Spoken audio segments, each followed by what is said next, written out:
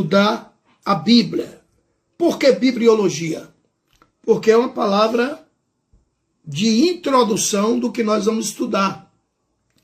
Como é que você vai estudar sobre Deus e não trazer uma introdução do livro que fala sobre Deus? Então, eu tenho muitas Bíblias aqui, mas muitas mesmo, muitas. Eu tenho umas 15 Bíblias. Então, a Bíblia que eu carrego é essa aqui. Tá bem. Agora, a ideia que se tem, olha como ela está. A ideia que se tem é porque eu uso um pouco ela. Ela viaja comigo. Então, a ideia que se tem é que Deus pegou uma Bíblia e mandou para a terra. Né? Tipo assim, copiai. Não foi assim. Não foi assim. Para a Bíblia chegar às nossas mãos, houve um curso. Houve um curso. Para quem não sabe, cerca de 36 escritores. Cerca de 36 escritores escreveram as Escrituras. Aqui nós temos escritores, reis, pastores, médicos, lavradores, pescadores, advogado, contador. Então, a Bíblia foi escrita por cerca de 36 escritores. E esses 36 escritores não se conheceram. Foi cerca de 1.500 anos. 1.500 anos para que a Bíblia chegasse ao curso final, para que a Bíblia estivesse completa. E nenhum dos 36 escritores entram em choque um com o outro. Para quem não sabe, a Bíblia, a palavra Bíblia, é óbvio que é uma palavra humana, alguém denominou esse livro de Bíblia, que deriva-se de biblioteca, e aqui é uma biblioteca. Aqui contém 66 livros. Vamos lá. O Antigo Testamento, aqui tem 39 livros. E o Novo Testamento são 27 livros. Então, 39 no Antigo e 27 no Novo. Portanto, 66 livros. Vamos lá. A primeira escrita bíblica, foi escrita pelo próprio Deus. Deus escreveu em 2 tábuas, ou 2 pedaços de pedra, porque ele intentava passar mensagens para um povo, que já estaremos falando desse povo, e deu essas 2 tábuas de pedra para o líder desse povo. Foi a primeira porção bíblica que surgiu na terra. Deus deu o passo inicial, o primeiro a escrever parte das Escrituras foi o próprio Deus, e escreveu em pedra e deu para o líder da nação Israel, cujo nome era Moisés. Os 5 primeiros livros da Bíblia, o livro do Gênesis, o livro do Êxodo, o livro de Levítico, Números e Deuteronômio, é chamado de Pentateuco, que quer dizer conjunto de 5. Pentateuco, conjunto de 5. Então, os 5 primeiros livros da Bíblia, que foram escritos por Moisés. O próprio Moisés escreveu os 5 primeiros livros da Bíblia. Do primeiro livro da Bíblia ao último livro, quando eu digo Bíblia, refiro-me ao Primeiro Testamento, que nós chamamos de Antigo Testamento. Do primeiro ao último livro do Primeiro Testamento, ou do Antigo Testamento, o primeiro é o livro do Gênesis, o último é o livro de Malaquias. Senhores, era tipo repolho. Quem estava fora não entrava, quem estava dentro não tinha como sair. Deixa eu usar uma linguagem mais popular para você entender. Ou seja, o Antigo Testamento não era propagado para o mundo, não era permitido. Isso era lei. Nunca fora traduzido para idioma nenhum, por isso eu falei repolho. Quem estava fora não entrava nas escrituras, não entrava do Gênesis a Malaquias, que são os livros do Antigo Testamento. Por quê? Porque era tipo um repolho, não abria para ninguém entrar. Quem estava fora não entrava, só crescia para dentro. Ou seja, não era permitido traduzir para nenhum idioma. Não era permitido. Mas não traduzia mesmo, de natureza nenhuma. Mas de jeito nenhum. Nunca, até então, havia uma só tradução. Por quê? Porque a Bíblia é um documentário de uma nação, dada por Deus a uma nação. Então, esse povo que escreveu a Bíblia não permitia que a Bíblia saísse do seu país e nem entrasse em outro país. Não permitia mesmo. Nunca tinha havido uma tradução para nenhum idioma. Ela sempre foi compilada do hebraico para o hebraico. Você tem que entender que nessa época, quando eu digo nessa época, nessa então época, não existia o papel. Os chineses ainda não tinham inventado o papel e nem tinham inventado a caneta. Então é uma época em que as letras eram entalhadas na madeira. As letras eram entalhadas em pedras. Depois é que surgiu o pergaminho. O que era pergaminho? Couro de cabra curtido. E para escrever no couro não era uma escrita, era um desenho. Então era muito difícil escrever um texto. E sem falar no idioma. Então não era permitido, os hebreus não permitiam que a Bíblia fosse traduzida para nenhum idioma. Não permitia mesmo. Porque eles entendiam que eram segredos deles. Que Deus, o Deus dos céus, deu esse segredo para eles.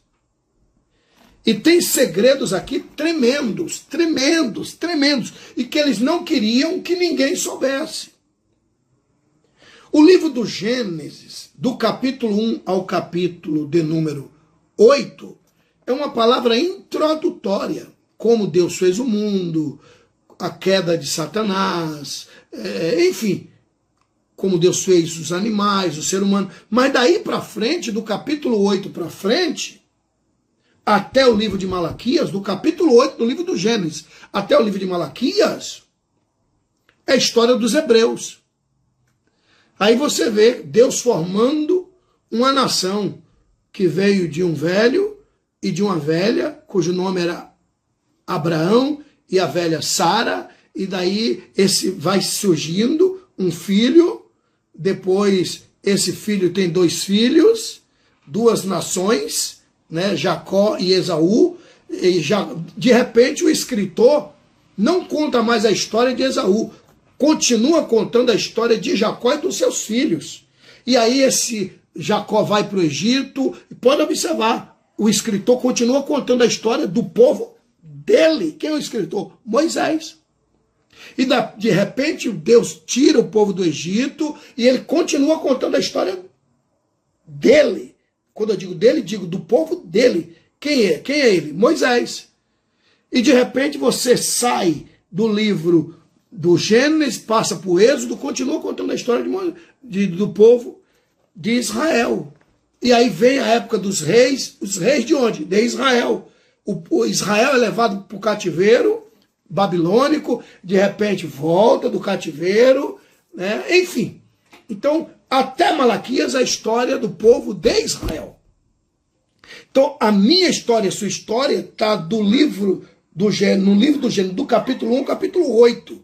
Aí a gente vê como nós surgimos, como Deus fez o mundo. Mas a preocupação do escritor é de contar a história do povo dele, de onde ele surgiu, de onde a nação de Israel surgiu. E conta a história do povo de Israel. Pois bem, essa zoada que vocês estão ouvindo aí é que eu estou em casa e os cães estão latindo. Pois bem, vamos lá. Então eles não permitiam que a Bíblia saísse do seu país. Não permitiam. Nunca. Nunca. Isso perdurou por muitos e muitos anos. Muitos e muitos anos. Até que, guarda isso, no ano 285 antes de Cristo, antes do Messias entrar no mundo, antes do verbo se fazer carne, no ano 285, Demétrio, o bibliotecário da famosa biblioteca em Alexandria, que era o centro cultural do mundo. Alexandria, fundada por Alexandre o Grande.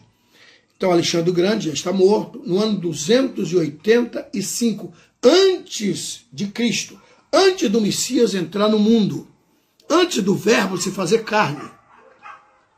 O bibliotecário da biblioteca em Alexandria, cujo nome era Demétrio, procurou o rei Ptolomeu Filadélfio no Egito.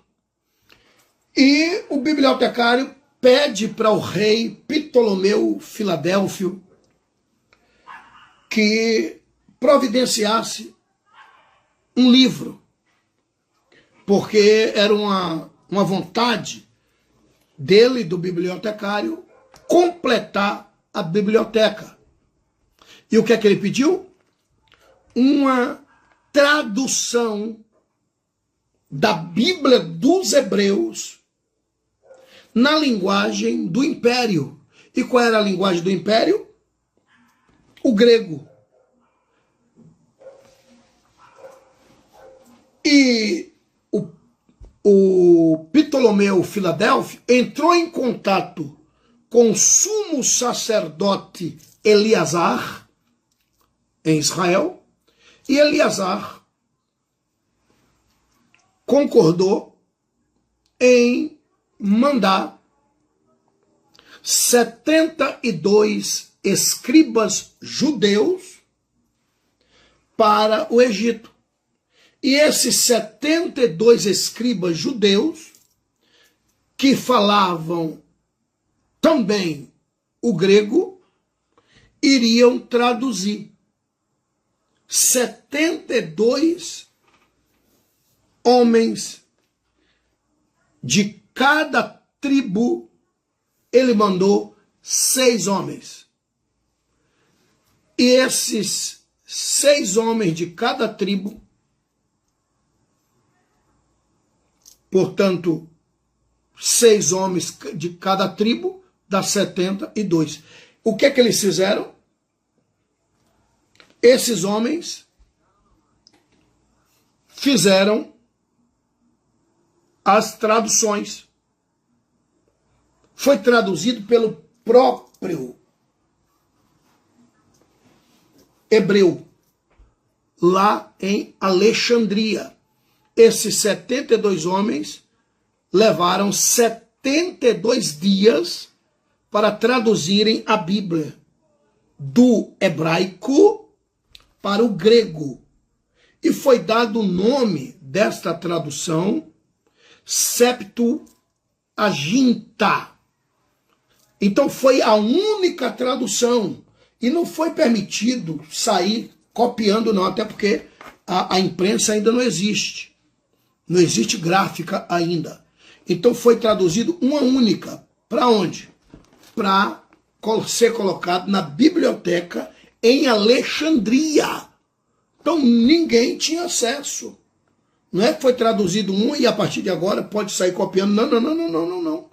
No ano 285 a.C., a única tradução, a Septuaginta, foi traduzido por 72 hebreus, que traduziu do hebraico para o grego. Ok. Essa foi a primeira e única tradução para uma biblioteca. Então ninguém tem acesso. Ninguém tem acesso. E se quisesse ter acesso, se converteria ao judaísmo, se tornava um prosélito, mesmo assim, não tinha acesso. Não tinha acesso. Dia de sábado, nas sinagogas, você escutava, né? Escutava os escribas, os fariseus, os homens profundos nas escrituras, traduzirem para você. Ok. Daí, senhores, é sabido que Jesus veio. Jesus nasceu. Quando Jesus nasce, quem está comandando Israel é o Império Romano. Quando Jesus nasceu, daí surge, de Jesus para cá, surge o Novo Testamento. Porque, aparentemente, a Bíblia Sagrada é só a história dos hebreus. Aí você pergunta, e eu? Não apareço aí? Então, para que eu quero Bíblia, então, se é só a história dos hebreus? Só que Deus começa a trabalhar, que nós denominamos de o plano divino através dos séculos. O plano divino através dos, plural, séculos. Então, no livro do Gênesis, capítulo 3, versículo 15, Deus faz uma promessa. Porque o homem caiu. Isso nós vamos estudar lá na frente, quando estivermos estudando a queda do homem, tá? Que é a armatiologia, doutrina do pecado. Então o homem caiu. Quando o homem cai, quando entra o pecado no mundo, Deus faz uma promessa. Deus faz uma promessa de soteriologia. Soteriologia é doutrina da salvação. Deus disse, eu vou enviar um homem. O pecado entrou no mundo através do homem. Mas o pecado será tirado do mundo através de um homem. Então, o diabo derrubou um homem e eu vou enviar um homem que vai derrubar o diabo. Então, aparentemente é só a história dos hebreus. Mas existe ali profecias do Gênesis a Malaquias, do primeiro ao último livro da história dos hebreus, existem profecias que Deus diz que vai enviar o Salvador do mundo. Deus vai enviar aquele que vai religar o homem a Deus. E Jesus nasceu. Quando Jesus nasceu, foi no ano 4, quando o imperador romano tinha zerado o calendário. Segundo a história, o calendário estava em 4.000 anos. 4.001, 4.002, 4.003. E o imperador Otávio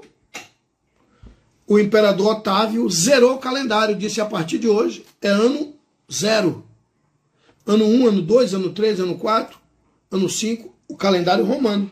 Então, no ano 4, Jesus nasceu, quando o calendário foi zerado. E Jesus nasceu para quê? Para cumprir as profecias do Primeiro Testamento. Para cumprir as profecias do livro dos Hebreus. Quando Jesus veio, eles não acreditaram, esperavam o Messias, mas não acreditavam que Jesus era o Messias. Acreditavam que Jesus era o impostor. Daí para frente, nós vamos estudar isso quando estivermos estudando Cristologia, sobre o Cristo, vai até o Calvário, né? E aí, Jesus morre e ressuscita e deixou os seus discípulos aqui. 11 discípulos, porque um traíra, e os senhores conhecem a história de Judas, o traidor. Ele deixou 11 discípulos, e esses 11 discípulos deram prosseguimento ao trabalho de Jesus. Daí surgiu o Novo Testamento. O Novo Testamento são 27 livros. Por que eu estou falando isso? Porque é uma palavra introdutória de bibliologia. Nós vamos estudar, a partir de segunda-feira, as doutrinas da Bíblia. E como estudar as doutrinas da Bíblia sem termos uma palavra introdutória da Bíblia? Então, daí para frente, veio os escritores dos livros do Novo Testamento. Ok. O Novo Testamento está pronto. O Novo Testamento já foi escrito. Só que quase ninguém tinha acesso. Porque o Novo Testamento foi escrito em grego. E quase ninguém dominava o grego. E não se esqueça que o idioma grego já está morrendo. Isso é muito sério. Isso é muito sério. O idioma grego já está morrendo. Porque agora não é mais o Império Grego. Porque o Império Grego veio de Alexandre o Grande. Quando ele morreu, os seus generais dividiram o grande império e cada um ficou com o trono, como, por exemplo, Demétrio Ptolomeu ficou com o Egito, né? Enfim, de natureza que o Império Grego não existe mais. O que existe agora é o Império Romano. Quando Jesus nasceu, era Roma que estava mandando em tudo, inclusive no Egito. Inclusive no Egito. E Roma não fala o grego. Roma fala o latim. Roma fala o latim. O idioma grego está morrendo, o latim está surgindo. O latim está abafando o grego. Então o intento deles é matar o idioma, matar os costumes, matar a cultura e implantar o idioma do novo império, implantar a cultura do novo império, implantar os costumes do novo império. E qual é o império? Romano. Por que eu estou te dizendo isso? Porque a Bíblia dos hebreus continua em hebraico. 285 anos antes de Cristo, surgiu uma tradução, mas essa tradução está lá na biblioteca em Alexandria. Ninguém tem acesso à Bíblia dos hebreus. E a Bíblia dos cristãos está no idioma antigo, que é o grego. Isso perdurando aí por cerca de 400 anos. Jesus morreu, foi embora, os discípulos começaram a pregar, já deixaram discípulos na terra, Pedro, Tiago, João, André, Filipe, todos morreram, mas deixaram discípulos. Os discípulos levaram a doutrina para frente, os discípulos morreram, mas deixaram também discípulos. E o que é que eles ensinavam? A doutrina dos apóstolos. O que é que eles tinham? As cartas e os livros dos apóstolos. Escrito em que idioma? Grego. Porque o Evangelho de Mateus, no grego. O Evangelho de Marcos, no grego. Evangelho de Lucas, no grego. Evangelho de João, no grego. Ou seja, todo o Novo Testamento no grego. Isso perdurou por quase 400 anos depois de Cristo. Jesus já foi embora, já faz cerca de 400 anos, os discípulos já não existem mais, mas o evangelho continua sendo pregado na terra. Então, 400 anos depois, para ser mais preciso, no ano 390 depois de Cristo, no ano 390 depois de Cristo, vou repetir, 390 depois de Cristo, chega em Israel,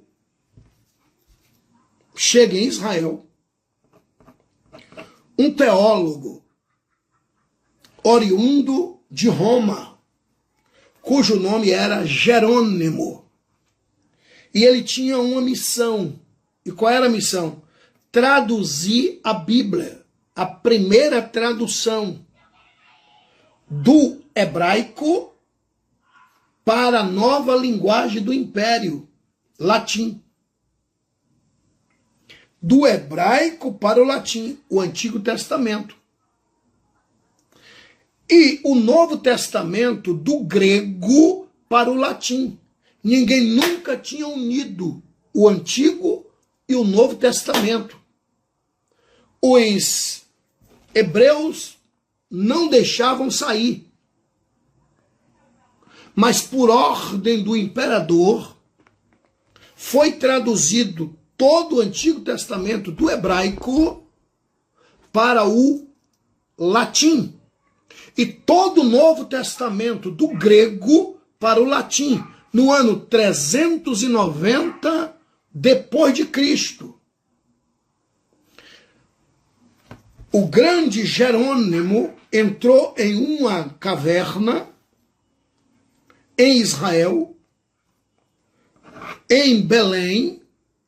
Depois você dá um Google aí, aliás, desculpa, depois você vai na linha do tempo do meu Instagram e também do meu Facebook, que eu fiz questão de ir nessa caverna em dezembro, estou te dando a data para você achar com mais facilidade. Em dezembro de 2019, no final do ano, dezembro de 2019, ou foi dezembro de 2020, um dos dois, gente, eu estou nessa caverna, eu filmo e mostro, tá? Então é de grande valia você achar esse vídeo que eu postei na minha linha do tempo. Bom, então Jerônimo, no ano 390 depois de Cristo, ele traduz em uma caverna lá em Belém, em Israel.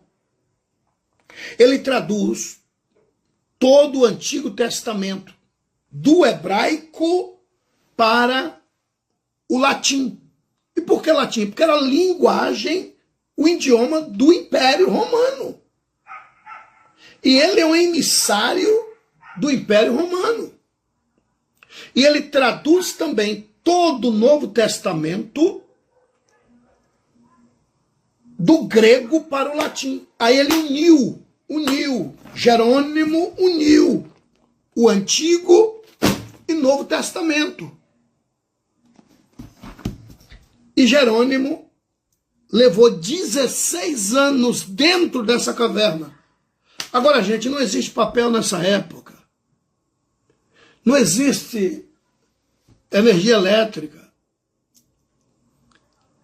Nessa época era candeeiro. Nessa época não existe papel. Nessa época é pergaminhos. É couro de cabra curtido. E Jerônimo levou 16 anos trancado nessa caverna para traduzir o Antigo Testamento e o Novo Testamento para a nova linguagem do Império, o latim. Quando Jerônimo bate o ponto final no Apocalipse, ele escreve a palavra amém e bate ponto final, Jerônimo morre. Morre dentro dessa caverna.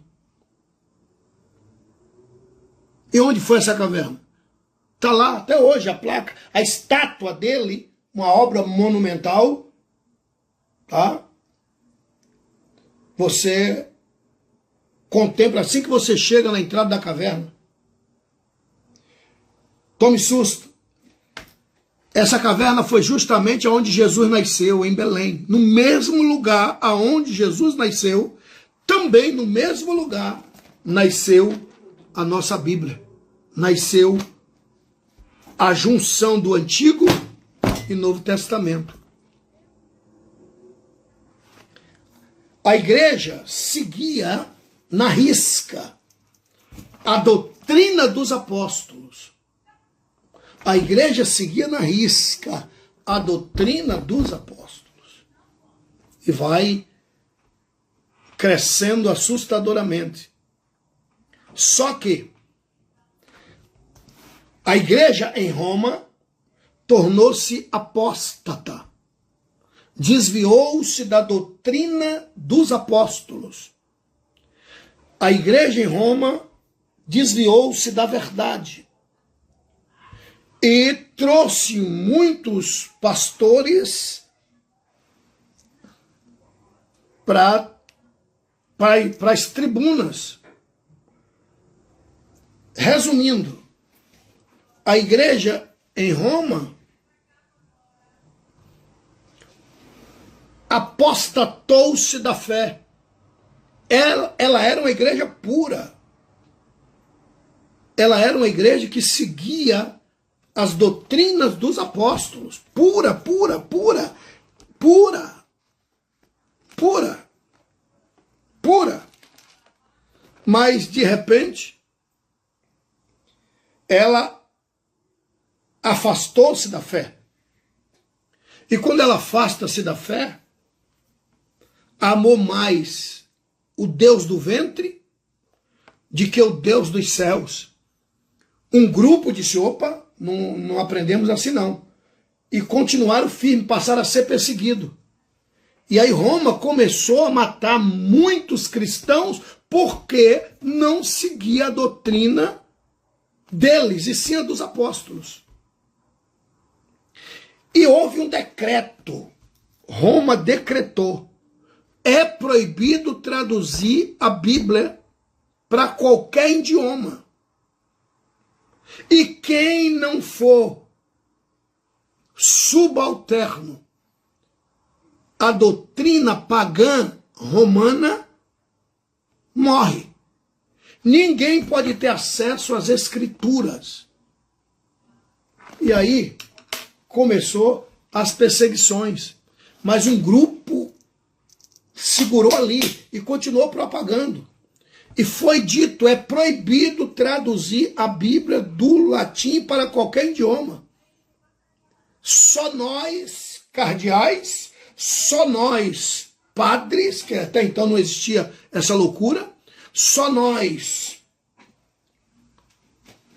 oriundos das bênçãos do Papa, é quem podemos ler as Escrituras. Olha que coisa do diabo.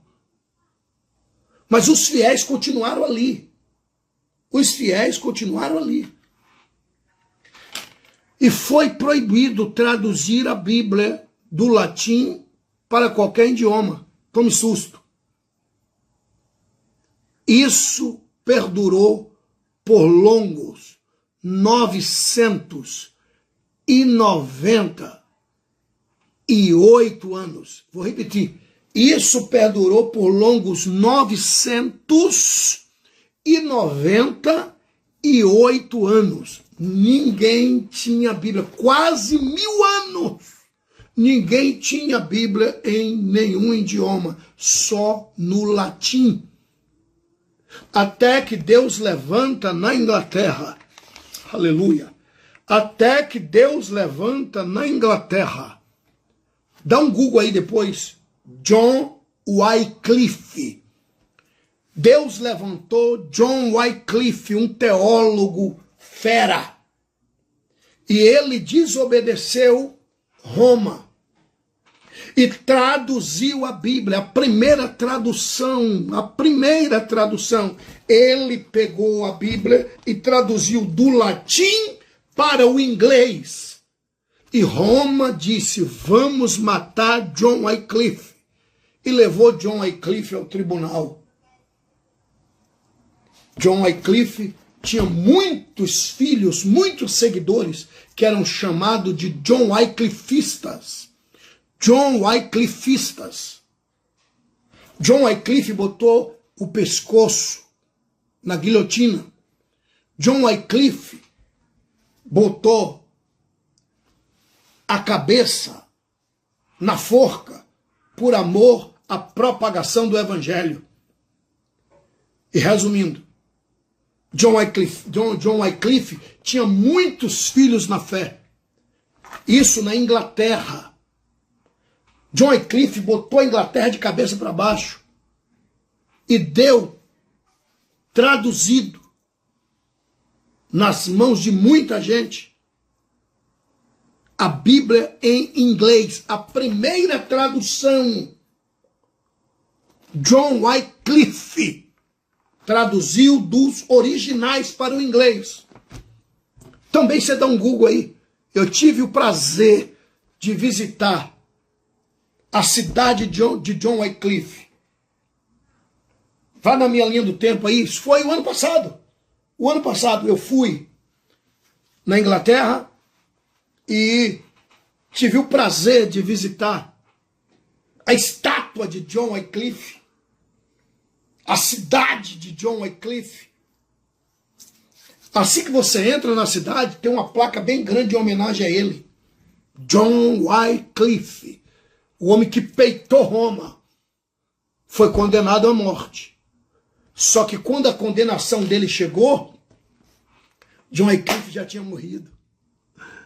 E morreu dormindo. Deitou-se, Deus o tomou para si. Quando a condenação chegou, Deus já tinha levado John Wycliffe para a glória. Agora tome um susto. Tome um susto. Se puder cortar isso que eu estou te falando e propagar, faz isso. E manda para os padres que não conhecem nada de história. Tome um susto. Ele foi condenado. Só que já havia morrido há 2 anos. Dá um Google aí para você ver. Sabe o que é que o Papa mandou fazer? Mandou desenterrar o corpo de John Wycliffe. Tocou fogo. Tocou fogo no corpo de John Wycliffe. Dos restos mortais. Mandou desenterrar. Já está morto, mas toca fogo. Ah, Roma. Fica vendendo uma imagem de santinha. Ah, Roma. Ah, Roma. tocou fogo e jogou as cinzas no rio, no centro da Inglaterra. E os filhos de John Wycliffe foram condenados. Quando eu digo os filhos, digo os seguidores. Os seguidores de John Wycliffe foram condenados. Como eram muitos, milhares, os discípulos de John Wycliffe foram condenados ao exílio.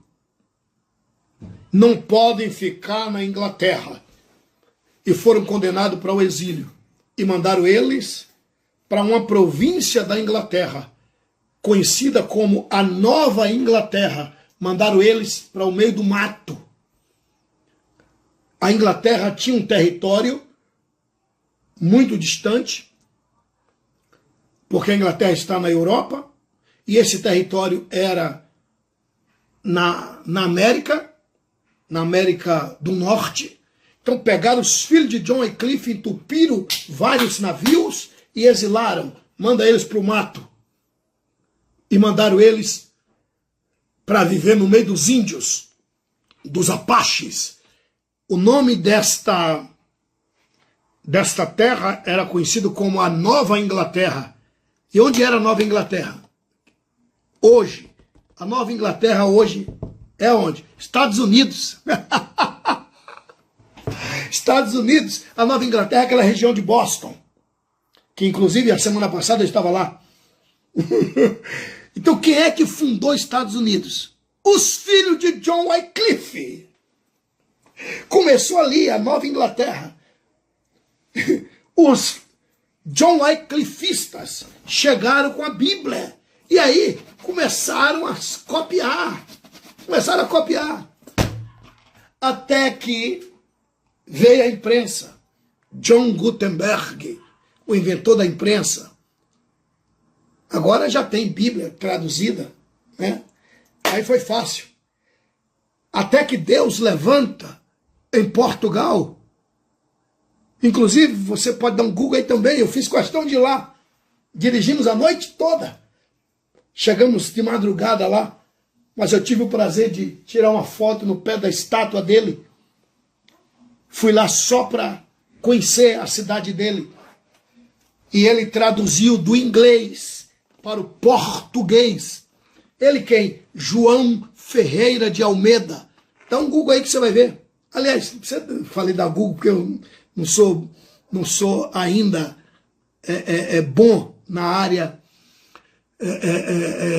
de internet, né? É uma linguagem que eu ainda estou humildemente falando, eu te digo que eu não conheço bem, então eu ainda gaguejo, mas não é bem dar um Google, né? Vai na linha do tempo que você vai ver que eu tirei foto, fiz filmagem aos pés, o mês passado, foi fevereiro, no mês de fevereiro, eu e minha esposa, nós fomos lá, né? E tivemos alguns pastores que nos ajudou, né? Foram lá comigo, lá onde? Na cidade de João Ferreira de Almeida, o homem que traduziu a Bíblia do inglês para o português. Deus abençoe, Deus guarde. Até segunda que vem, em nome de Jesus.